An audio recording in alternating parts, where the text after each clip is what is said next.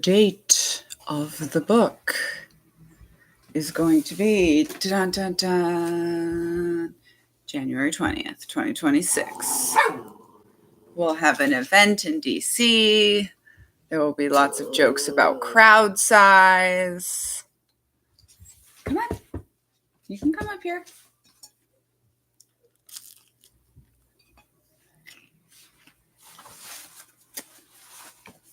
Just mad.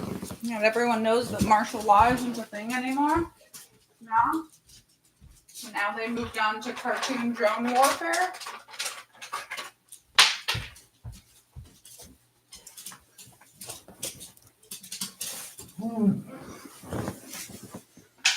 Yeah. So I'm gonna read. Like my full-time job right now is just reading.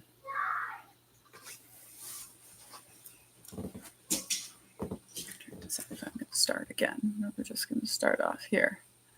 Yeah, we'll just start again. Okay, chapter 7. Us versus them mentality. We are the best, down with all the rest. Every fall they return, young, eager, and easily molded. They arrive in droves, drawn by promises of belonging, status, and power. To the outside world, it all seems innocent enough. Smiling faces, coordinated outfits, a series of strange but seemingly harmless rituals. But beneath the polished surface lies something far older, far darker. The initiation is brutal. They are broken down, tested, made to prove their devotion through suffering. Some will be publicly humiliated. Others will be pushed to their limits. Their minds and bodies stretched thin in a desperate bid to be deemed worthy. Some will even die in the process. Only the most obedient, the most loyal will be accepted. And once inside, there's no turning back. This is Culting of America. This is Uncultured, which is pinned right now if you want a signed copy. I also decided today that we're going to put Culting of America into Spanish and Portuguese. Yay. Yes. America being the second largest speaking Spanish country in the world. And I believe my first full interview in Spanish on a podcast called Voces is out as of last night. So if you want to go check that out. And I randomly got a text from my audiobook director who told me that the largest growing audiobook market right now is Brazilian Portuguese in the nonfiction category. I was like, well, okay. I suppose we put it in Portuguese too. Okay. They are expected to give everything, their time, their money, their dignity. They speak in coded language, adhere to rigid hierarchies, and perform ceremonies that outsiders will never fully understand. Parents watch as their children change, their personalities shifting, their priorities warping. The need to belong becomes an obsession, one that drives them to dangerous extremes. Some will emerge unscathed, many will not. And every year the cycle repeats. This is the world of Greek life. Fraternities and sororities have long been embedded in college life, promising lifelong friendships, social prestige, and networking opportunities. But beneath this polished image of camaraderie and tradition lies a culture built on exclusivity, hierarchy, and an entrenched us versus them mentality. The structure of Greek life doesn't just create division, it thrives on it, shaping attitudes and interactions both within these organizations and across the broader campus. You need what? I need a tote bag. Okay. Wait, do you just want to use this? What? Remember your code names. Okay. I need a tote bag. Where is one? Because You're holding one in your hands. But where do you want to use this? This.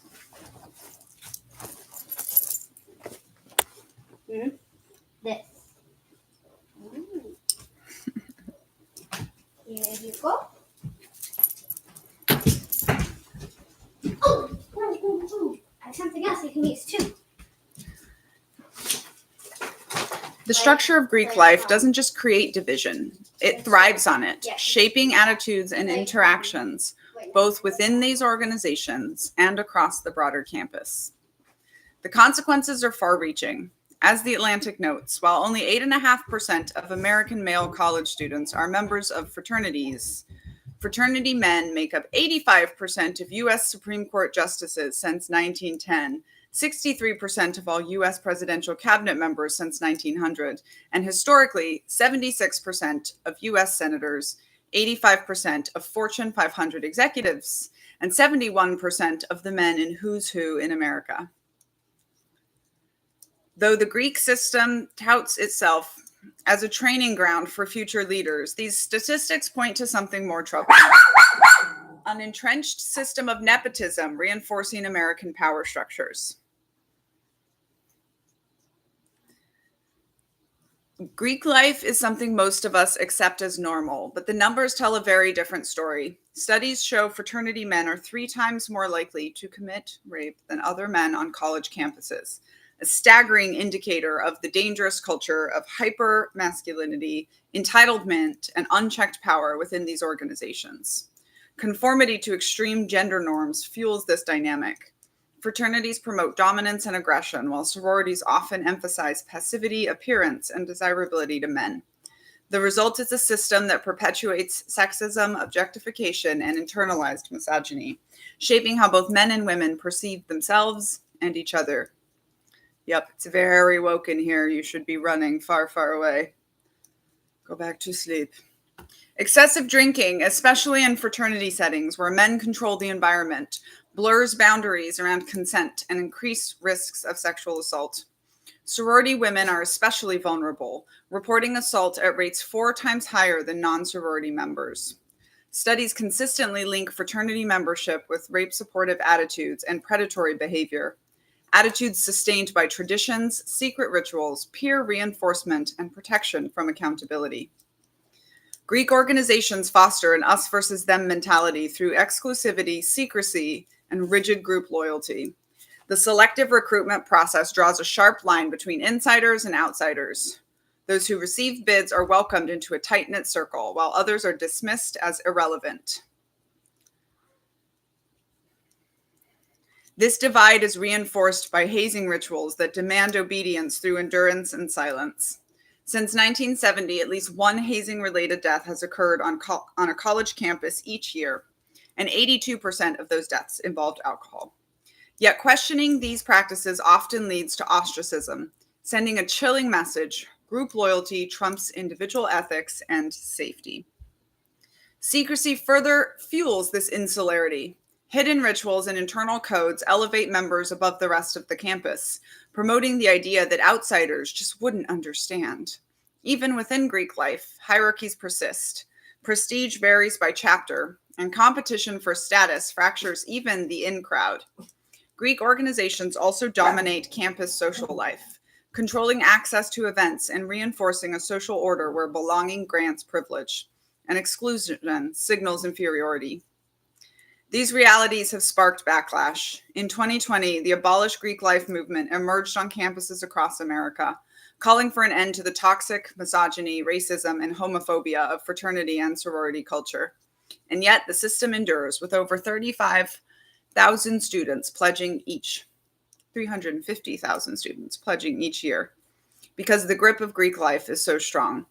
The lines blur between fun and hazing, camaraderie and coercion, belonging and control. What starts as a tight-knit community can quickly consume your identity. Parents send their kids off to college for an education and sometimes feel like they've lost them to a cult. Because once you're in, the group dictates everything: who you hang out with, how you dress, how you think. And if you resist, the social consequences are brutal: ostracism, isolation, or worse. Which begs the question, why would anyone choose to be them when they could be part of us? Us versus them, the most American thing there is. High control groups thrive on an all or nothing mentality, perfectly captured by the phrase, "You're either with us or against us." Most famously, President George W. Bush used a version of this in his September 20, 2011 speech, following the 9/11 attacks. You're either with us or you're with the terrorists. Variations of this sentiment have been echoed by figures such as Lenin, Mussolini, Trump, and even Jesus Christ. This black and white, we're taking that out, this binary worldview is everywhere in today's America. Political parties, religions, social movements, sports teams, even the brands we swear by. We love sorting the world into winners and losers, the chosen and the outsiders, good and evil. High control groups weaponize this human tendency by making the idea that outsiders are dangerous, ignorant, or just plain wrong part of their members' core belief system. And it works. Loyalty stays strong, doubts get buried, and leaving starts to feel like betrayal. The tighter the bubble, the harder it is to hear anything that might offer a different perspective or a way out. To really get why America is so uniquely vulnerable to this us versus them trap, we need to zoom out a little. Humans by nature are tribal. It's how we evolved to survive in the wild among much faster and stronger animals. And in a lot of ways, it's what kept us alive. But the US has taken that instinct and twisted it into something uniquely American and extreme. This has a lot to do with how this country was founded, who did that founding, and the manner in which they did it. By country, I mean the colonized land of the indigenous people who were already very much here. The first European settlers planted the seeds of the exceptionalism that have been part of the United States DNA since the very beginning. And that spirit has continued over the generations. Oops. Unpin and delete the book.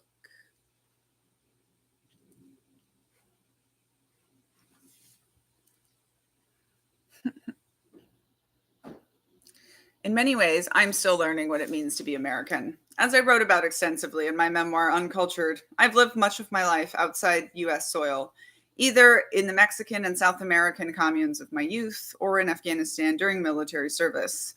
In my many years of schooling, I've taken a measly total of 4 classes on US history. For these reasons and many more, I thought it would be best to feature the voice of someone who knows a lot more on the topic of America's history than I do. My very smart talent manager, Lizzie Freudman, who happens to have a degree in American civilizations, with help from my co-writer, Amy Reed. Oh, Kyle, when nobody cares, they don't have to say they don't care. It's just like when people say we're not a cult because you don't have to say. The Founding of America and the Birth of U.S. Exceptionalism by Lizzie Freudman and Amy Reed. At its core, American culture is built on a paradox. We pride ourselves on being a melting pot, a place where anyone can belong, and yet we're constantly sorting ourselves into tribes, often defining ourselves as much by who we exclude as who we include. When you really dig into it, it isn't a stretch to see the Puritans as America's first cult. Much like Jim Jones taking his followers to Guyana, the Puritans were driven by the same us versus them mentality in their journey to America. Jim Jones convinced his followers that they were part of a select, enlightened group, set apart from the morally bankrupt society of the United States. He framed their move to the remote jungles of Guyana as an escape from a world that was hostile and corrupt. Similarly, the Puritans saw themselves as God's chosen people, set apart to create a new, pure society, free from what they perceived to be the moral corruption of the old world. Disgusted by the English government's failure to uphold their perception of the right type of Christianity, they made a choice to separate themselves from the insufficiently devout Anglican Church and start fresh in what is now known as Massachusetts. In both cases, the leaders fostered a mindset that made it easy for followers to dismiss, distrust, or outright demonize anyone who wasn't part of their group. They believed they had a divine mission to separate themselves from those who didn't share their strict religious beliefs, viewing anyone outside their circle as spiritually inferior or even damned. While many people use the terms Puritans and Pilgrims interchangeably, they actually refer to 2 distinct groups of settlers. It was the Pilgrims who landed on Plymouth Rock in 1620 and feature in the first Thanksgiving story, with all its questionable historical detail. They were, as the myth describes, motivated by religious concerns. At the time, every British citizen was required to be a member of the Church of England.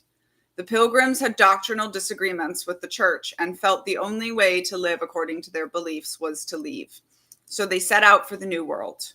The Pilgrims were also known as separatists because they separated entirely from the existing church system. What do we think? It's going to have like short fuzzy sleeves. It's going to be as long as it takes me to read this.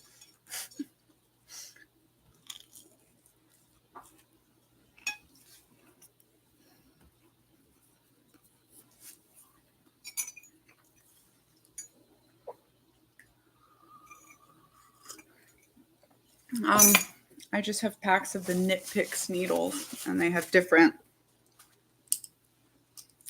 stuff. Oh, this is just my newest page. The closet's still also a main. I just have 2 now. The Puritans, who first started arriving 10 years later in 1630, were also unsatisfied with the Church of England, but felt that they could observe their faith according to their interpretation without separating from the larger church body headquartered in England. They saw the New World as a great opportunity on 2 fronts. As a group, the Puritans had some money and saw the opportunity to make more of it on the other side of the ocean. They also believed that by living according to the true church doctrine, they could change the Church of England from within. The term Puritan was originally somewhat pejorative, used to poke fun at the zealotry with which the community lived and undertook to reform the church. The most tragic example being in 1692, when the Puritans famously executed 19 people for the crime of witchcraft. The Pilgrims and Puritans, though they differed in some significant ways, laid the foundation of core American cultural values and identity. Some of these, like belief in democratically elected government and public education, most everyone can agree are positive, but it was still universal education so that they could indoctrinate the children. But others are a little murkier. Both groups came to the continent with a firm belief in their own moral superiority, which led directly to American exceptionalism, or the belief that the U.S. has a unique, divinely inspired destiny to lead and sometimes conquer. This has had countless ramifications over the years, from the manifest destiny that fueled westward expansion and the genocide of Native Americans, to contemporary global policy that assumes we're number one in all things. Also inherited from the Pilgrims and Puritans was their hallmark individualism, fueling the growth of capitalism, the celebration of entrepreneurs and the self-made man, and at times an almost pathological devotion to individual rights. And of course, there are the Protestant work ethic and the myth of the American dream. The Protestant work ethic and the American dream.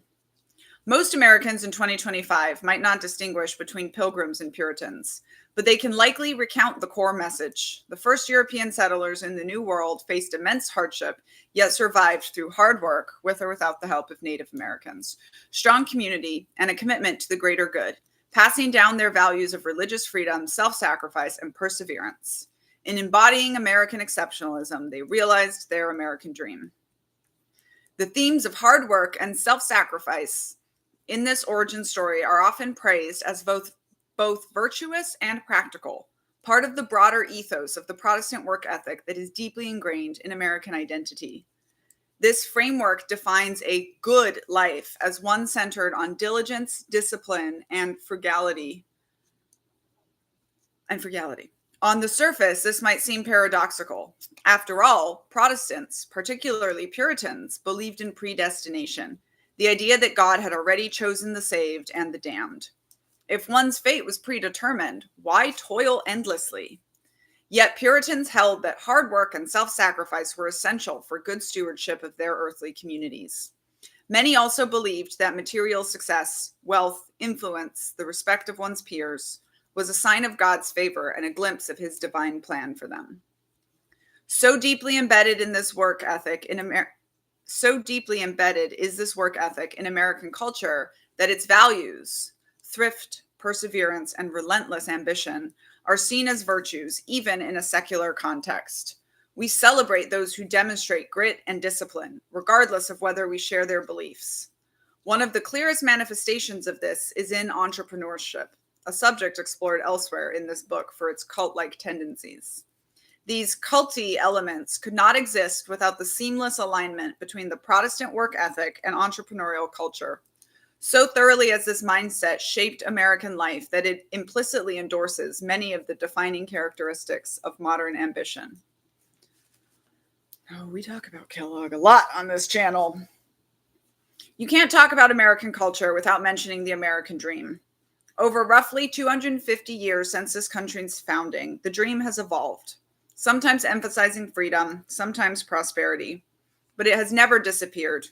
What endures are its most aspirational and inspiring elements, the dreamiest parts that fuel the collective imagination. But basking in the glow of the American dream often obscures the darker realities woven into the fabric of American history. The genocide and displacement of indigenous peoples, the horrors of chattel slavery, these are not side notes, but central to the story of how the American dream was built. Yet they fade into the background when the dream takes center stage.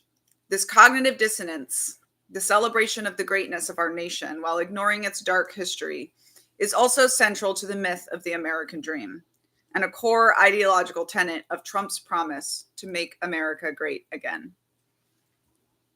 So what is this dream exactly? The term American Dream was coined by James Truslow Adams in his 1931 book, The Epic of America.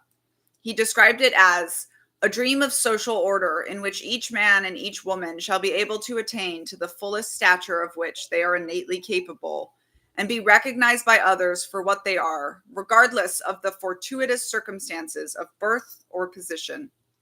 Elsewhere, he referred to it as a better, richer, and happier life for all our citizens of every rank. Adams' words capture the heart of the American ethos, echoing the soaring language of the Declaration of Independence and the Constitution, documents that Americans treat as sacred texts, reminders of what the country aspires to be. The power of the dream lies in its ostensible inclusivity, the idea that anyone, regardless of background, can rise and thrive. By 1776, the American dream had already taken root. Its seeds came over with the earliest settlers, carried in their pockets and planted in the fertile soil of ambition, optimism, and religious zeal. From those roots also grew the idea of American exceptionalism, a concept often invoked to justify national actions, noble or otherwise. While the American dream centers on the limitless potential of each individual, immigrant, colonist, or citizen, American exceptionalism speaks to the supposed uniqueness and destiny of the nation itself. And as we know from our lists of culty things, a focus on your own uniqueness is a big red flag. Whether or not one believes in predestination, the Protestant work ethic continues to shape American culture and fuel the myth of the American dream. So deeply embedded in this ethic that it has been repackaged and repurposed across countless contexts, especially in business. It often serves as a thought-stopping cliche, used to obscure systemic inequality with the feel-good narrative of self-reliance. Entrepreneurs who bootstrap their ideas are celebrated for their scrappiness. We admire their grit, applauding their willingness to sacrifice today for the promise of success tomorrow. Yet we rarely interrogate the systems that enable certain people to bootstrap in the first place. Access to credit, family support networks, higher education, mentorship, and a media environment eager to elevate stories that fit a familiar mold, often featuring white male founders. It's worth pausing to examine the phrase, pulling yourself up by your bootstraps. It began as a joke, literally. In the 19th century, it described something absurd or impossible, like lifting yourself off the ground by tugging at your own shoes. But over time, America turned this sarcastic metaphor into a badge of honor, a rallying cry for the self-made. Today, bootstrapping is everywhere, from startups launched without outside funding to computers initiating their own startup sequence. It embodies the myth of self-reliance, the belief that with hard work alone, one can create something out of nothing. But like many enduring myths, it glosses over reality. Even the most successful bootstrappers usually had help along the way. So how does this connect to America's founding mythology? Precisely because the story has been simplified over time, it resonates.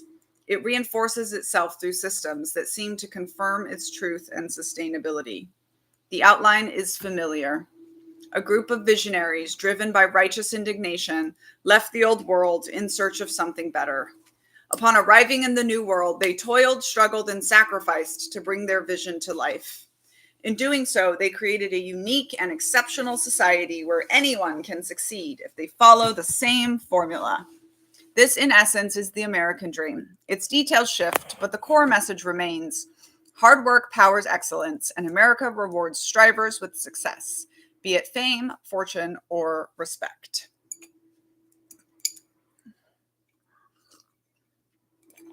Oh, I don't know how you can share the live. Yeah, many people spend 5 years researching and writing for empty performative drama, but you're the only one that knows why you're in here commenting on something that you think is empty performative drama. So you and my bank account can have that conversation. The legacy of slavery and cognitive dissonance. In 1607, a ship of colonists arrived in what is now known as Virginia. Unlike their northern counterparts, these settlers had no ideological reasons for coming to the New World. They were drawn purely by economic opportunity. The Jamestown colony, named for King James I, was equally a business venture operated by the Virginia Company, with its labor producing goods for export to England. Was essentially not equally. John Smith, one of Jonestown's early leaders, was a pragmatist. While he lacked the religious fervor of the Pilgrims or Puritans, he shared their belief in hard work. Jamestown settlers, mostly men and boys, had varying levels of commitment, and Smith quickly grew frustrated with those unwilling to contribute. Survival was precarious, with food shortages and violent conflicts with the Powhatans. So Smith imposed a strict rule: if you don't work, you don't eat. This policy had the intended effect. Death rates declined, Jonestown infrastructure improved, and goods were finally sent back to England. Ultimately, the colony found economic stability through the cultivation of tobacco, along with other cash crops like indigo, sugar, and cotton, though Smith's leadership was unpopular among those unwilling to submit to his strict discipline. Agricultural labor was intensive, and rather than pay wages and have to depend on the unreliable settler workforce, the English turned to slavery. By 1619, enslaved Africans were being brought to Jamestown, and by 1662, slavery was codified in the law. Thus marked the official beginning of America's sinister practice of stripping people of their humanity in order to use them as tools, justified by racist ideologies designed to assuage the moral qualms of the enslavers. Myths circulated that enslaved people were better off in captivity, naturally suited to labor, or content with their oppression. Arguments that, while absurd, were instrumental in normalizing and perpetuating slavery.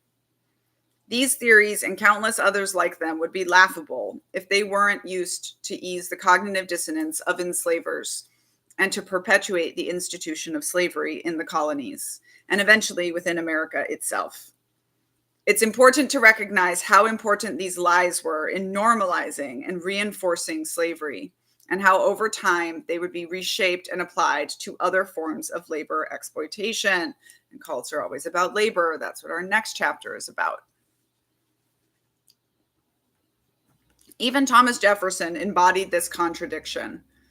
He proclaimed that all men had a right to life, liberty, and the pursuit of happiness, yet personally enslaved 607 people. While he recognized slavery as morally corrupt and sought to limit its expansion, he also believed that emancipated slaves should be deported, holding firm to a belief in white superiority. His own life depended on the forced labor of others, a hypocrisy starkly reflected in the treatment of his enslaved children with Sally Hemings. The institution of slavery casts a large shadow over every aspect of contemporary American life. The legacy of white supremacy remains deeply entrenched, gripping our institutions, shaping our collective subconscious, and influencing the conscious beliefs of many today. Perhaps most insidious is America's enduring cognitive dissonance, the mindset that allows us to champion American exceptionalism and moral superiority while being fully aware of the facts that contradict these claims. The slavery, the genocide of Native Americans, Japanese internment, the highest incarceration rate in the world, the most mass shootings of any nation on earth. The list goes on. The ability to hold conflicting realities, coupled with a culture of us versus them thinking, makes Americans particularly susceptible to cult-like ideologies. End text box. No, this is not a people's history. This is my next book, The Culting of America. Although somebody else wrote that little insert about American history that we just read. Back to me. A brief history of new religious movements in the US. Cults are as American as apple pie and revolution. From the moment Europeans set foot on this land, they were forming high-control separatist groups. As we saw, started with the Pilgrims and the Puritans, who fled religious persecution only to turn around and enforce their own brand of rigid exclusionary doctrine. The US became a breeding ground for groups with a strong us versus them mentality, each convinced they had the real truth and that the rest of the world was doomed, wrong, or both. The 1730s and 1740s saw what some historians refer to as the First Great Awakening, when evangelical Christianity swept across the 13 colonies in the form of revival tents. This can also be seen as the birth of the highly emotional and fanatical versions of Christianity that Americans do so love today, where connection to God is defined by altered states and the loss of self discussed in previous chapters. People rejected the rationalism of the Enlightenment Unitarists and deists for emotional preaching and an intense personal experience of the Holy Spirit. By the 19th century, religious experimentation was everywhere. The evangelical Christian movement spread even further during the Second Great Awakening, accompanied by the growth of new denominations like Methodists and Baptists, and a growing number of fringe offshoots, such as the egalitarian and celibate, hence their demise, Shaker movement, as well as the polyamorous Oneida community, yes, of silverware brand fame. Yes, that Oneida. You might have cult silverware.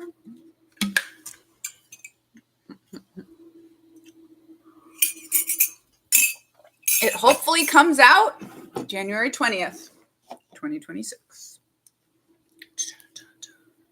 There will be lots of jokes about crowd size at our event. By the early 19th century, we read that part. Inspired by the revivals of his youth, Joseph Smith claimed to receive divine visions, publishing the Book of Mormon in 1830 and starting the Church of Jesus Christ of the Latter-day Saints. While not all of these groups were destructive, most of them shared one core trait, a belief they were the chosen ones, the enlightened, while everyone else was lost, misguided, or actively working against them. But things really started getting culty with the New Thought metaphysical movements of the early 1900s, which emphasized positive thinking, the power of the mind, and the idea that individuals can shape their reality. Yes? Where does Lucia live? In Seattle somewhere? Through spiritual and mental discipline. Principles popularized 100 or so years later with books like The Secret and concepts like manifesting. Emerging from transcendentalism, the New Thought movement was loosely Christian and encompassed a diverse and highly individualistic hodgepodge of groups and leaders, from the spiritual healing of Christian Science to the occultism of theosophy, to the channeling and seances of spiritualism, as well as growing interest in Eastern spiritual traditions.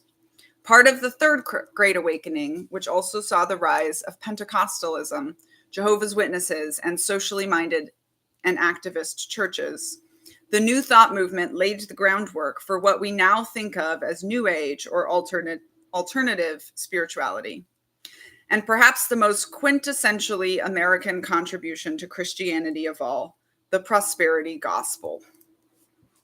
The prosperity gospel is a decidedly American invention, heavily influenced by the New Thought movement. It teaches that faith, positive thinking, and financial giving lead to material wealth and success.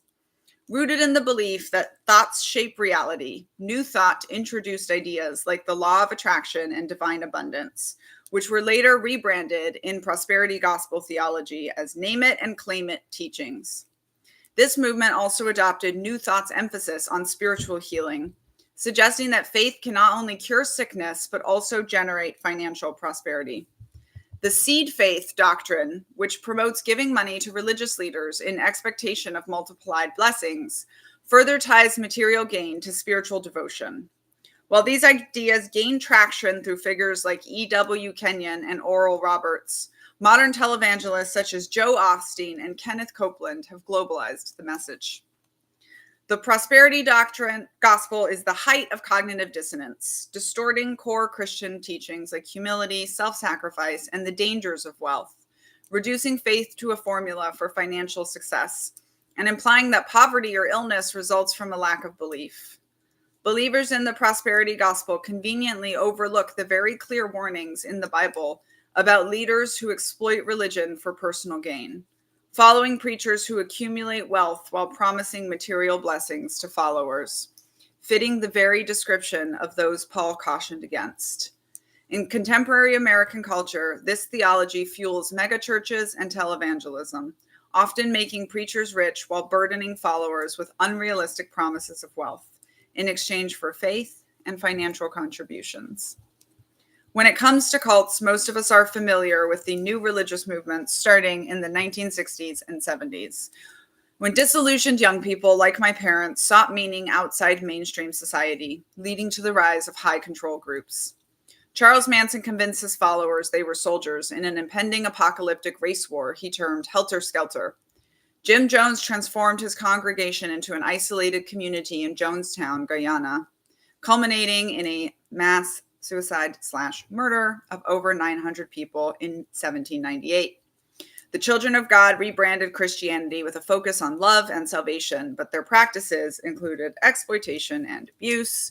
You can read all about that in my book, Uncultured, which is not pinned here, but available in my shop.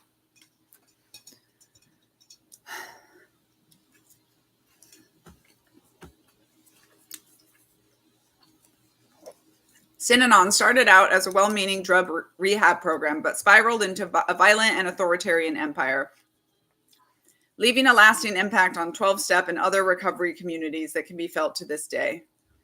Despite many high-profile exposés of its abuses, Scientology, blending self-help, pseudoscience, and religious doctrines involving past lives and extraterrestrial influences, continues to maintain a stronghold in Hollywood.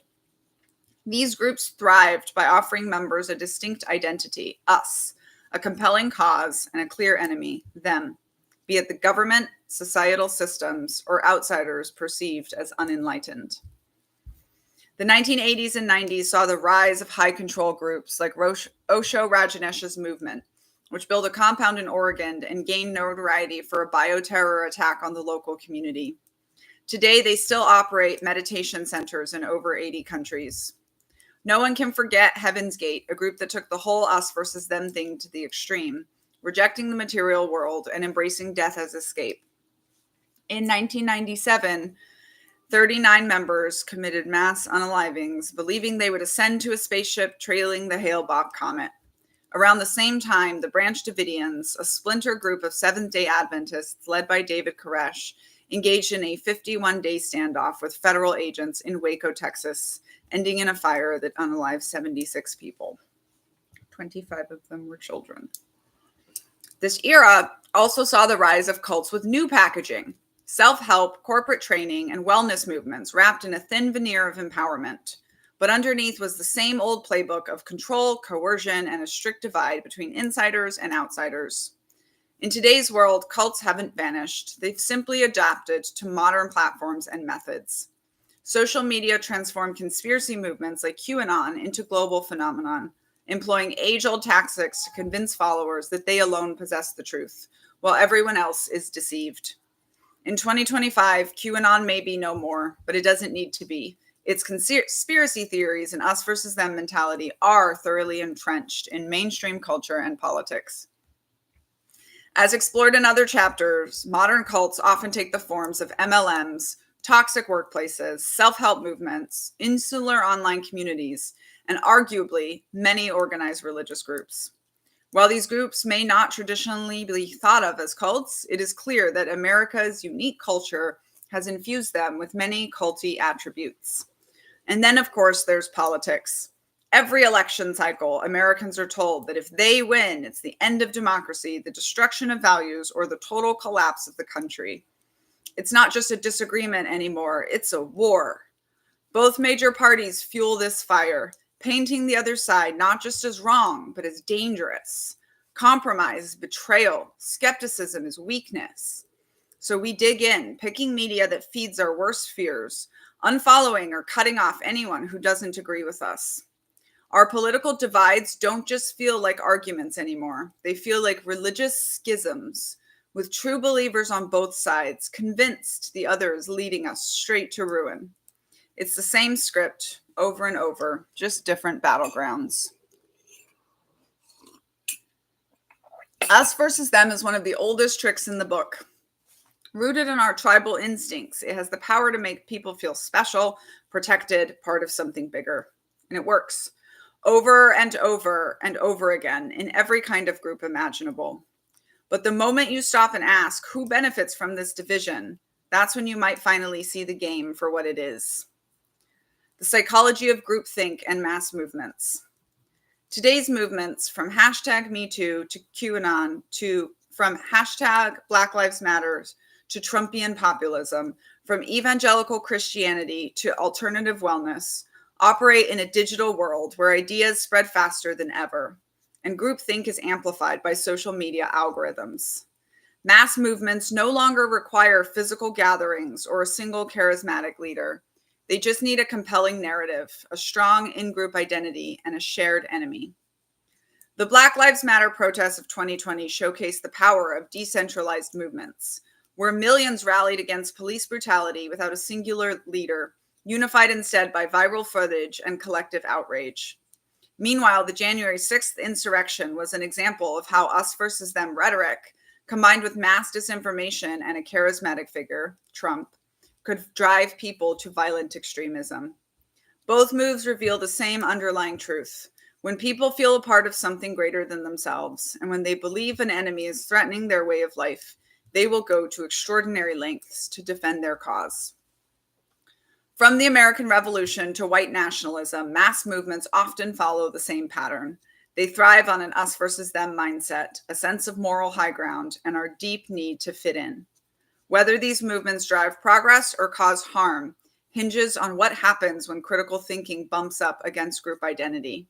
Because once a movement reaches the point where asking questions is risky, it's not just a movement anymore. It's veering into cult territory.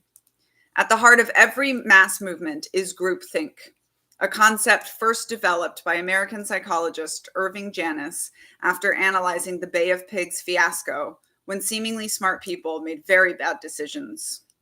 Groupthink is a psychological phenomenon where the desire for harmony or conformity within a group leads to irrational or dysfunctional decision-making outcomes. Members suppress dissenting opinions, fail to critically analyze alternatives, and often make unethical decisions due to perceived group consensus. Irving Janis identified 8 symptoms of groupthink as follows. 1, illusion of invulnerability, excessive optimism that encourages taking extreme risks. 2, collective rationalization, discounting warnings and not reconsidering assumptions. 3, belief in inherent morality, believing in the rightness of the group's cause, ignoring ethical or moral consequences. 4, stereotyped views of outgroups, holding negative views of outsiders, making effective responses to conflict seem unnecessary. 5, direct pressure on dissenters, exerting pressure on members not to express arguments against the group's views. 6, self-censorship, members withholding doubts and deviations from the perceived group consensus. 7, illusion of unanimity, assuming that silence implies agreement with the majority view. and 8 self-appointed mind guards, protecting the group and its leader from information that contradicts the group's cohesiveness and decisions. Like the 10 aspects of cult behavior I outline in this book, these 8 symptoms of groupthink are pervasive in groups of all kinds to a varying degree. Whether in a cult, a mainstream religion, a small town, a social movement, a financial bubble, or a high school clique, I would bet that everyone has at some point participated in groupthink. Humans are social creatures, wired to seek approval and avoid rejection. So it's easy to get swept up in what it seems like everyone else is doing, when individuality is suppressed in favor of consensus. The key is in recognizing when the stability of the group requires conformity in order to operate. When individuality is suppressed in favor of consensus. If your group or movement cannot function without silencing dissent, rejecting diverse opinions, or squashing critical discussion, then it might be time for you to go.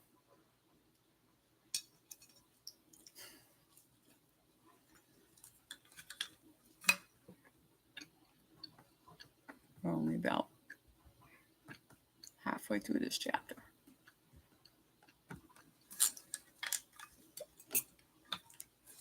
Keep picking up my water like I'm not going to drink my tea.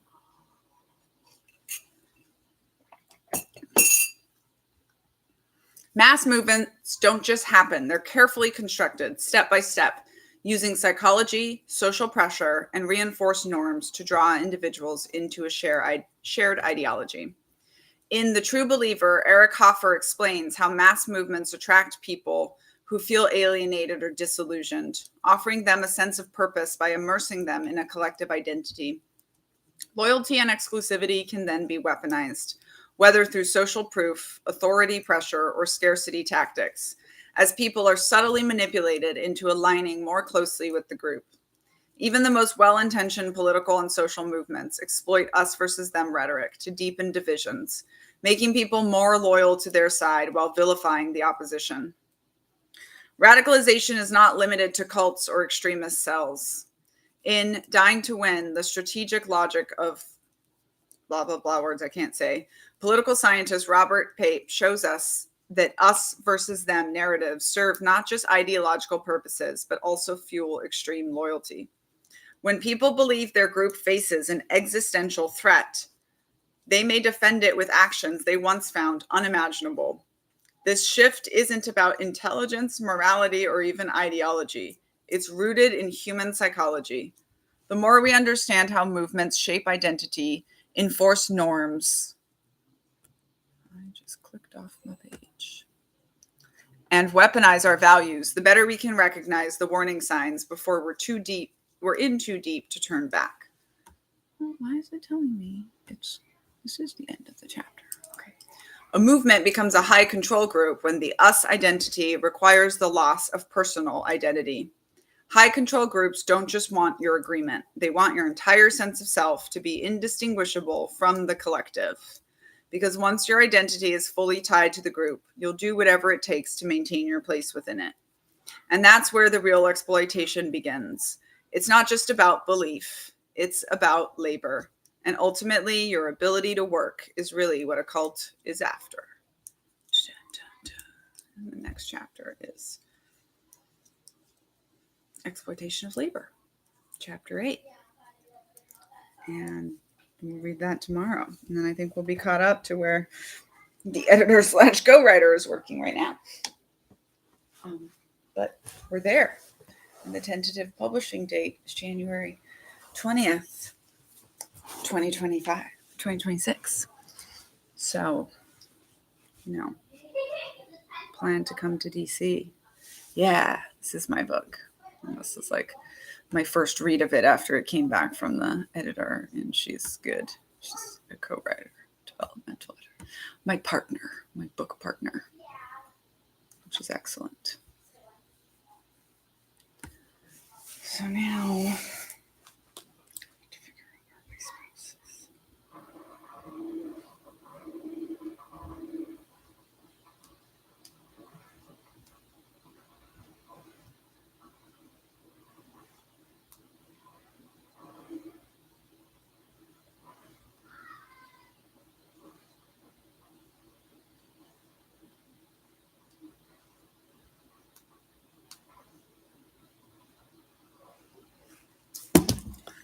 Yeah, so that's chapter 7. 20 pages, where it's supposed to be. Yeah, come on to the DC reading. Obviously, I don't really know where it will be.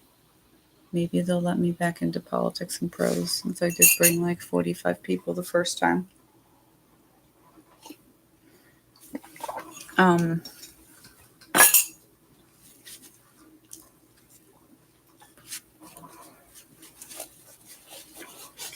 Tonight's book club.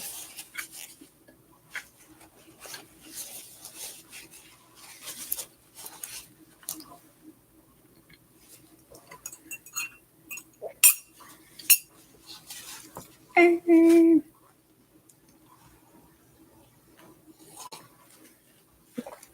do have a military background. I am going to narrate this one. I'm also going to translate it into Portuguese and Spanish. I won't narrate those ones.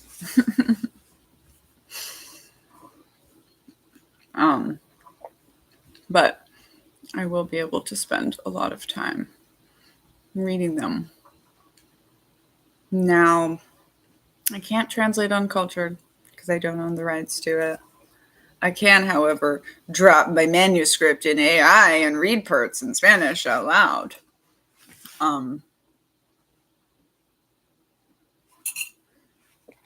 But I'm going to translate the next one. And we'll see about an American. And it's not usually worth it to translate books unless they're bought by a publishing house that knows how to sell in that market. So I still need to see if I can sell in Portuguese and Spanish markets, but I should be able to. And my podcast is out. It's on Voces, not my podcast. I have 2 podcasts, Hey White Women and Cults and the Culting of America. I was on a Spanish language podcast called Voces, Voices in Spanish. And because this also sounds like you in Portuguese. And I did a 2-hour interview. And I'm like, okay, I need to, like not only is it relevant, is the work relevant, but, she told me that the Spanish speaking world, and I assume the Portuguese speaking world also, is like about a decade behind the English speaking world on talking about this stuff, right? The expertise about cults, having the language to talk about experiences in high control groups, etc. So, great. I can be part of that. And Hey.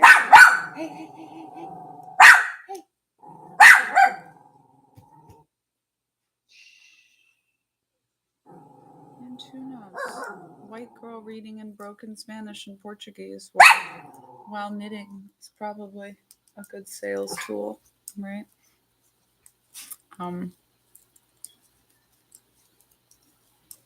Yeah, I think there's all these cult tactics being used in politics, as pointed out. It's just, my thing was like, I wanted to point out cult tactics in everything, and everyone was like, why does that matter? Yes, it's just Voces. Voces. I know you can find it on Spotify because that's where I've been listening to it. I, of course, will not listen to my episode because, But let's see.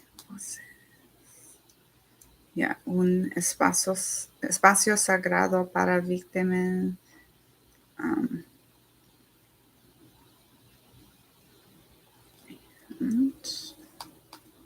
Let's see. Anyways, I thought it was up. Maybe it's not up because I didn't respond.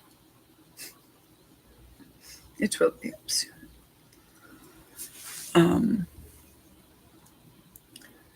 Yeah, that's the name of the podcast. And yeah, as far as coping goes, like seeing it everywhere right now, I think like this obviously isn't just me. This is like anyone who's lived under authoritarianism, anyone who's survived coercive control, anyone who's, been in a relationship with a narcissist is like really, really triggered right now. But that also means like we have a lot of skills to survive this. I always joke that, like, when things are good, it's like, oh, I have 3 spinal fractures and I need a silk sleep mask and everything to be perfect. But like when bombs are falling, it's like, figure everything out. We know how to survive hard things.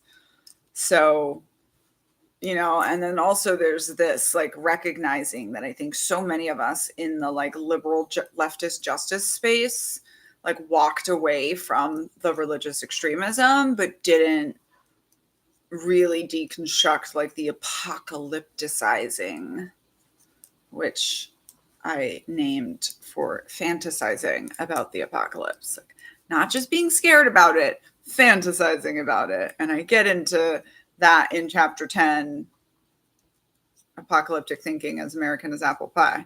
That's the name of the subtitle, not the name of the chapter 10 is Ends Justifies the Means mentality. But yeah, like we are, like I keep saying right now, like, Pete Buttigieg had a good video today where he's like, this is uncharted territory, right? Like we are all going to find out together what happens when we try to push back against a head of state who's just decided he's going to defy the Supreme Court, right? Like we haven't had this before. But, get in touch with your neighbors, figure out what people do, pay attention to people's special skills, and like, especially pay attention to people in your neighborhood who were raised under religious extremism or who are veterans. Because, like, we know how to do a lot of things. Like, there are 13 million veterans that know everything about beating the United States military in urban and rural combat. We know a lot of things.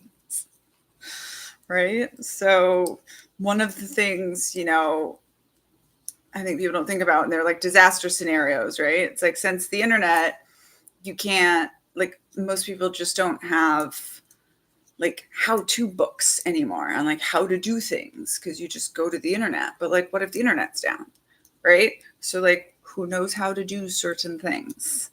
Oh, honey, the Pentagon has to clear my books. Calling them to come get me is so funny. Nothing I'm saying here is a national secret. It's cute, though. It's cute. I am absolutely a threat to Donald Trump and his reign of tyranny. I would not be surprised if the FBI is monitoring me, as they should be. But yeah, catch a bubble. Catch a bubble, sir. It's like everybody now trying to educate me, because like, now that we're past the Jodi Picoult threat of martial law, now we're going to go into drone armies. And like, oh, honey, y'all. Can y'all decide whether we're Civil War or sci-fi in our current army? Can you just pick one? Because I'm getting whiplash from the back and forth.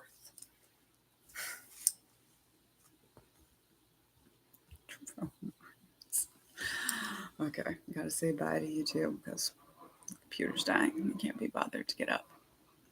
Thanks for being my reading audience today.